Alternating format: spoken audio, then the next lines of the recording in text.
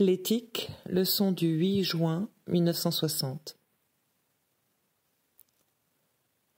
Pour ceux qui savent assez le grec pour se débrouiller avec un texte, je vous ai conseillé une traduction juxtalinéaire, mais elle est introuvable. Prenez la traduction de chez Garnier, qui n'est pas mal faite. Et je vous renvoie au vers suivant, vers 4-7, 323, 325, 332, 333, 360, 375, 450, 470, 559, 560, 581, 584, 611, 614, 620, 625, 649, 650, 780, 805, 839, 841, 852, 862, 875, 916, 924, 1259, 1260. Les vers 559-560 sont importants pour nous donner la position d'Antigone à l'égard de la vie. Prends courage, vis. Pour moi, mon âme est déjà partie et ne sert plus qu'aux morts.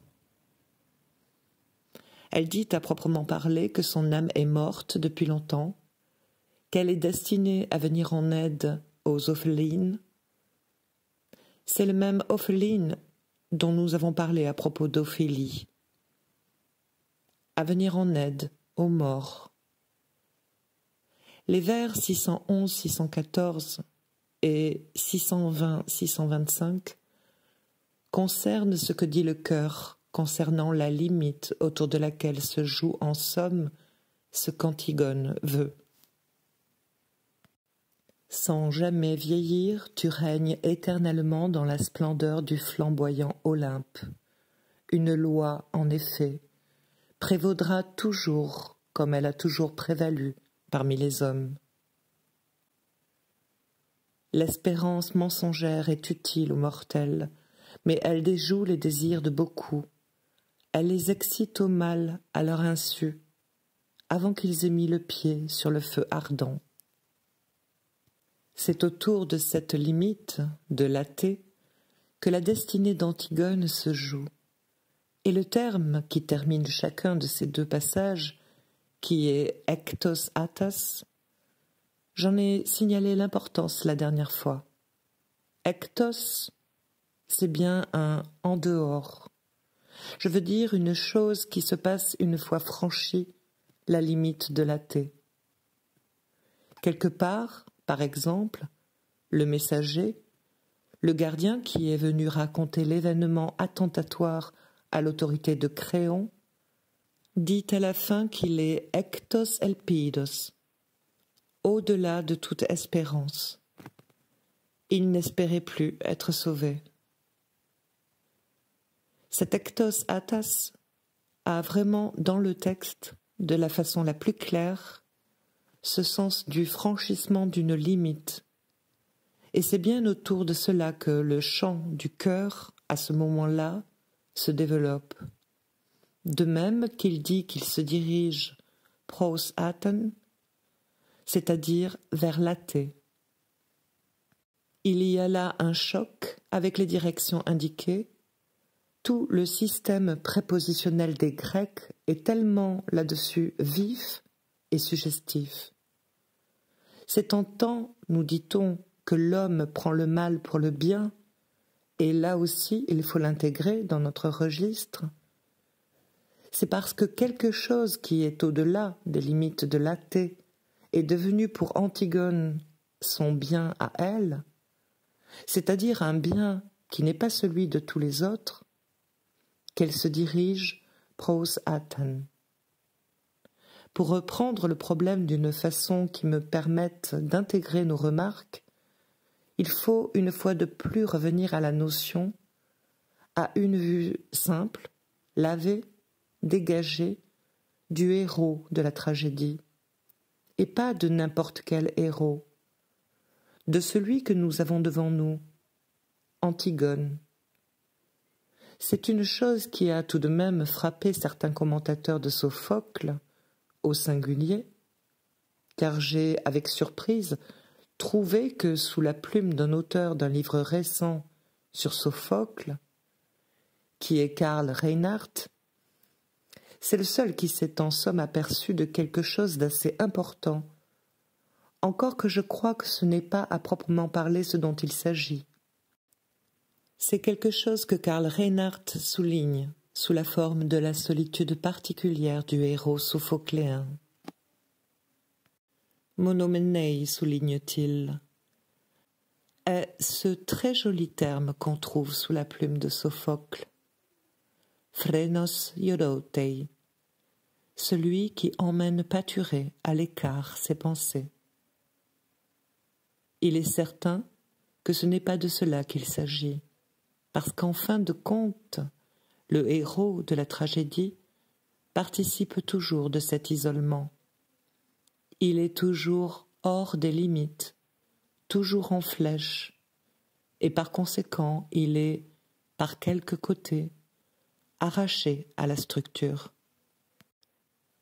C'est drôle qu'on ne voit pas quelque chose de tout à fait clair et de tout à fait évident. La liste des 7 pièces de Sophocle, sur les quelques 120 qu'on dit que fut sa production pendant ses 90 années d'âge, et 60 qu'il consacra à la tragédie, c'est Ajax, Antigone, Électre, Oedipe roi, les Trachiniennes, Philoctète et cette Oedipe à Colonne. Un certain nombre de ces pièces vivent elles-mêmes dans votre esprit. Par contre, peut-être ne vous rendez-vous pas compte qu'Ajax est un drôle de truc. Ajax, ça commence par une sorte de massacre du troupeau des Grecs par Ajax, qui, du fait qu'Athéna ne lui veut pas du bien, agit là comme un fou. Il croit massacrer toute l'armée grecque, et il massacre les troupeaux. Il se réveille après ça, il sombre dans la honte, et il va se tuer de douleur dans un coin. Il n'y a, dans la pièce, absolument rien d'autre. C'est quand même assez drôle. Comme je vous le disais l'autre jour, il n'y a pas l'ombre d'une péripétie. Tout est donné au départ, et les courbes n'ont plus qu'à s'écraser les unes sur les autres comme elles peuvent. Antigone est ce dont nous parlons, par conséquent, laissons ça de côté. Électre, c'est tout de même aussi quelque chose d'assez curieux dans Sophocle. Dans Échille, ça engendre toutes sortes de choses. Il y a les Coéphores et les Euménides. Après que le meurtre d'Agamemnon ait été vengé, il faut qu'Oreste s'arrange avec les divinités vengeresses qui protègent le sang maternel. Rien de pareil dans Sophocle. Électre est un personnage qui est, à proprement parler, je ne peux pas trop m'étendre là-dessus, mais par certains côtés que je vais vous développer tout à l'heure, un véritable doublé d'Antigone, dans le sens que, dans le texte, elle est morte dans la vie. Je suis déjà morte à tout. Et d'ailleurs, au moment suprême, au moment où Oreste fait sauter le pas à Égiste, il lui dit « Est-ce que tu te rends compte que tu parles à des gens qui sont comme des morts ? Tu ne parles pas à des vivants. » C'est une note excessivement curieuse, et la chose se termine sec, comme cela, pas la moindre trace de chose qui court après, de superflu. Les choses se terminent de la façon la plus sèche. C'est une exécution au sens propre du terme, la fin de l'électre. L'Oedipe roi, laissons-le de côté du point de vue que je veux aborder ici. D'ailleurs, nous ne prétendrons pas faire une loi générale, nous ignorons la plus grande partie de ce qu'a fait Sophocle. Je parle de ce qui reste comme proportion de certaines formules que je vais dégager dans ce qui nous reste de Sophocle. Les Trachiniennes, c'est la fin d'Hercule. Hercule est vraiment au bout de ses travaux, il le sait d'ailleurs. On lui dit qu'il va aller se reposer, il en a fini. Malheureusement, dans le dernier de ses travaux, il a mêlé dangereusement la question de son désir pour une captive, et sa femme, par amour pour lui, envoie cette délicieuse tunique qu'elle conserve là depuis toujours, en cas de besoin. Elle est sûre que c'est une arme à garder pour le bon moment, et c'est le bon moment. Elle la lui envoie, et vous savez ce qu'il arrive, c'est-à-dire que toute la fin de la pièce est uniquement occupée par les gémissements, les rugissements d'Hercule, qui est dévoré par ce tissu enflammé. Puis, il y a Philoctète. Philoctète est un personnage qu'on a abandonné. Là, évidemment, l'isolement est bien manifeste. On l'a abandonné dans une île. Il est là à pourrir tout seul depuis 10 ans, et on vient encore lui demander de rendre service à la communauté. Il se passe toutes sortes de choses dans Philoctète, et tout le pathétique du drame de conscience que représente pour le jeune Néoptolème le fait d'être chargé de servir d'appât pour le tromper. Puis, il y a Oedipe à Colonne. Est-ce que vous ne remarquez pas ceci? C'est que s'il y a un trait différentiel de ce que nous appelons du Sophocle, mis à part Oedipe roi, c'est la position à bout de course de tous les héros.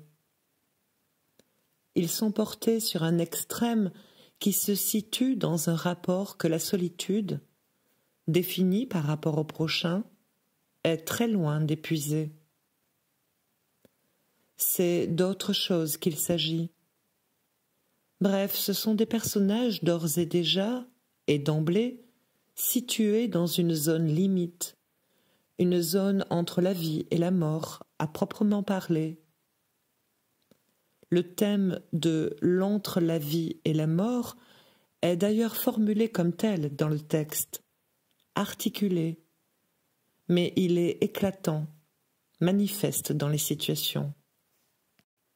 Je dirais qu'on pourrait faire entrer dans cette voie générale la position d'Oedipe roi, pour autant que lui, il est par un côté singulier, unique, paradoxal, par rapport aux autres, il est, comme nous le montre le poète au début de ce drame, au comble du bonheur. C'est de ce comble du bonheur que ce que nous voyons dans Sophocle, c'est à proprement parler ce personnage acharné à sa propre perte, par son acharnement à résoudre une énigme, à vouloir la vérité. Tout le monde essaie de le retenir, et en particulier Jocaste. Elle essaie à chaque instant de lui dire « En voilà assez, on en sait assez ». Seulement il veut savoir, et il finit par savoir. Enfin, je conviens que l'Oedipe roi ne rentre pas dans la formule générale du personnage sophocléen, qui est tout de même très exceptionnellement marquée par ce que je désigne dans cette première approximation, par la bout de course. Maintenant, revenons-en à notre Antigone, qui, elle, l'est de la façon la plus claire, la plus avouée.